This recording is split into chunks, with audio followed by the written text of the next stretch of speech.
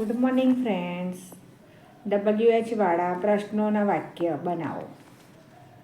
WH વાળા પ્રશ્નોના વાક્ય બનાવીએ છીએ આપણે, તો તમને પહેલાં તો હુ એટલે શું તે સમજવું પડશે. વિચ, વોટ, વેર એનું વિશે સમજવું પડશે. તો હુ એટલે કોણ. હુ એટલે કોણ. આપણે વ્યક્તિનું નામ નીચે લીટી હોય, વ્યક્તિના નામ નીચે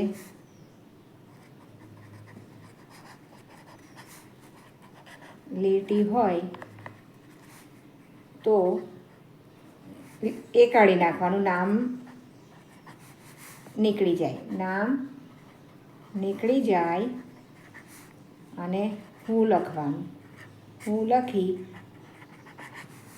વાક્ય એવું ને એવું મૂકી પ્રશ્નાર્થ ચિહ્ન કરવું. બરાબર. એક્ઝામ્પલ તરીકે અહીંયા આપણે જોઈશું, કમલ ડ્રિંક મિલ્ક.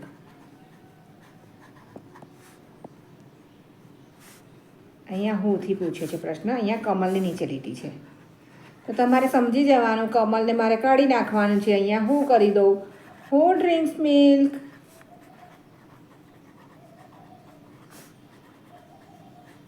આના તો બેઠા માર્ક લેવાના છે. હુ ડ્રિંક્સ મિલ્ક, કોણે દૂધ પીધું. અહીંયા આપણે પ્રશ્નાર્થ ચિહ્ન કરી દેવાના છે, એટલે આપણું આ વાક્ય પૂરું. સેકન્ડ છે આપણું અહીંયા વોટ. વોટ એટલે શું. હવે શું એટલે વસ્તુના નામ, વસ્તુ હોય કે પછી કોઈક દિવસ, કોઈક વસ્તુ હોય તો એનું, કે પ્રાણી વાણી હોય તો એના વિશે આપણે જાણવાનું હોય, કે એનું નામ નીચે હોય ખાલી જગ્યા, તો આપણે એ કાઢી નાખવાનું છે. તો અહીંયા જુઓ, એક એક્ઝામ્પલ સમજાવું. એક્ઝામ્પલ તરીકે કમલ ડ્રિંક્સ મિલ્ક. અહીંયા મિલ્કની નીચે છે. કમલે શું પીધું. હવે તમને અહીંયા કશું નથી આપ્યું, વોટ લખવાનું કે શું છે એ નહીં ખબર, પણ તમને શું પીધું એવું તમે મનમાં વિચારો, શું કરું, તો તમે ઓટોમેટિક લખશો અહીંયા વોટ. વોટ. બરાબર. વોટથી પ્રશ્ન પૂછાશે.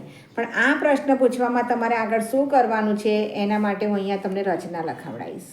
WH વાળું શબ્દ, ટુ બીનું રૂપ ડુ, ડઝ, વિલ કે ડીડ કરતા મૂળ ક્રિયાપદ, વધારાના શબ્દ પ્લસ પ્રશ્નાર્થ ચિહ્ન કરવાનું ભૂલવાનું નથી.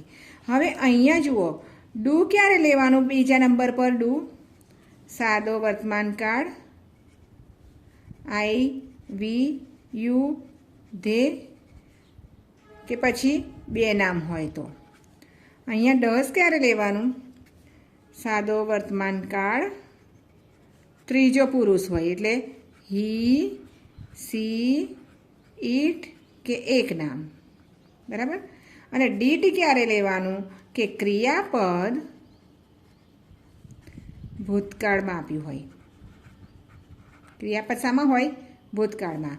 અને વિલ, તમને વાક્ય વિલવાળું આપ્યું હોય, ભવિષ્યકાળનું વાક્ય, ત્યારે તમારે વિલ લેવાનું છે.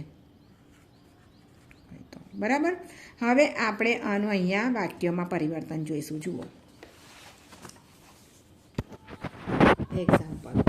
ફર્સ્ટ વાક્ય છે મારું, Rajni sings prayer in the classroom every morning. Rajni દરરોજ પ્રાર્થના ક્લાસરૂમમાં કરે, સવારે મોર્નિંગમાં પ્રાર્થના કરે છે. તો આપણે લીટી શાના પર છે જોઈ લઈએ. ચાલો, આના પર છે, રજની પર છે, પ્રેયર પર છે અને ક્લાસરૂમ પર પણ છે. બરાબર. એટલે જુઓ તમે કેટલા વાક્ય બનશે. 1, 2, 3, 4 વાક્ય આપણા બનશે. તો આપણે પહેલું મેં તમને સમજાવ્યું કે નામ હોય તો નામ નીકળી જાય ને હું લાગે વાક્ય એવું ને એવું. તો હું, ચલો એવું ને એવું લખી દઈએ. સિંગ્સ, હુ સિંગ્સ પ્રેયર.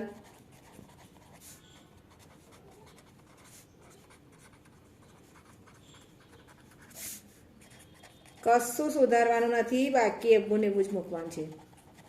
અને મારે એક વસ્તુ તો ભૂલવું જ ના જોઈએ. ચલો અહીંયા રજનીનું બની ગયું વાક્ય. ચલો હવે બીજું વાક્ય છે પ્રેયર્સ. શું કરે છે આપણે? શું વોટથી પૂછવાનું છે. વોટ લીધું આપણે. ચાલો અહીંયા આવી જજો પાછા આપણે એની પર.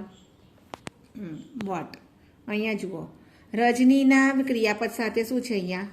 અહીંયા રજનીના ક્રિયાપદ સાથે એસ છે, એટલે આપણે અહીંયા ડઝ વાળું લેવાનું. ડઝ લઈએ. ડઝ. વોટ ડઝ રજની છે તો રજની લઈ લઈએ નામ. કરતા અહીંયા જુઓ બાળકો, કરતા છે તો આપણે રજની લીધી નામ. રજની. પછી સિંગ લઈએ આપણે મૂળ ક્રિયાપદ, એસ નહીં લેવાનો, સિંગ જ લીધું. વોટ ડઝ રજની સિંગ? પ્રેયરને કાઢી નાખવાનું છે. ઇન ધ આખું બધું બીજું એવું ને એવું છે વધારાનું.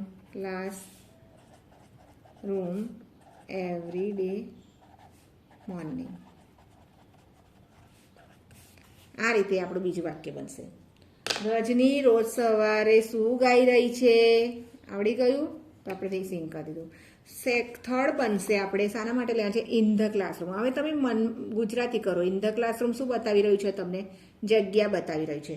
હવે ઇન ધ ક્લાસરૂમ તમને જગ્યા બતાવી રહ્યું છે એટલે એના માટે તમારે વેર લેવું પડશે. વેર. અને વેર છે એટલે શું છે તમારા માટે? વેર એટલે જગ્યા બતાવવા માટે. જગ્યા નીકળી જાય વેર આવે. બરાબર. ચલો હવે આના માટે હું વેર આવીશ. ચલો ફરીથી સેમ ટુ સેમ એના જેવું કરવાનું છે. વેર. ડઝનું ડઝ લઈ લઈએ આપણે. ડઝ. રજની લઈ લઈએ. સિંગનું સિંગ. પછી પ્રેયર પાછું આના પર જતા રહો. ચલો પ્રેયર્સ તો લેવાનો જ છે. પ્રેયર.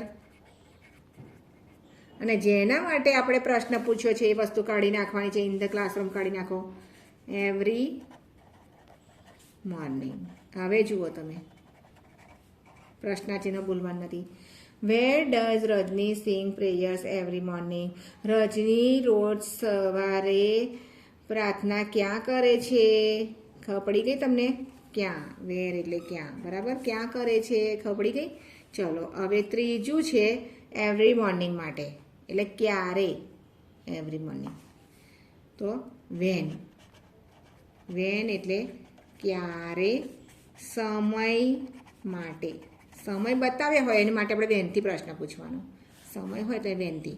હવે સેમ ટુ સેમ આના જેવું કરવાનું છે, ખાલી વેન લેવાનો છે અને એ વસ્તુ કાઢી નાખવાનું, બીજું બધું રહેવા દેવાનું છે. ચલો વેન ડઝ. રજની લઈ લો. રજની. સિંગનું સિંગ. પ્રેયરનું પ્રેયર. પછી અહીંયા જુઓ, અહીંયા આવતા રહો. ઇન ધ ક્લાસરૂમ લઈ લઈએ. In the classroom every morning માટે તો આપણે પ્રશ્ન પૂછ્યો છે એટલે એને લેવાનું નથી, એટલે કરી દીધું. When does Rajni sing prayer in the classroom? હા, ક્લાસરૂમમાં રજની ક્યારે પ્રાર્થના કરે છે? થઈ ગયા. ચલો આ એક તમે વાક્યનું જોયું, તો એવી રીતના તમે બીજા બધા વાક્યો 10 વાક્ય કરજો મિત્રો. અને આ તમને પ્રશ્ન વાક્ય બનાવવામાં હજુ પણ કોઈ ભૂલ લાગતી હોય કે કંઈક કંઈ ખબર પડી હોય તો મને કોમેન્ટ બોક્સમાં લખી બતાવજો. Thank you.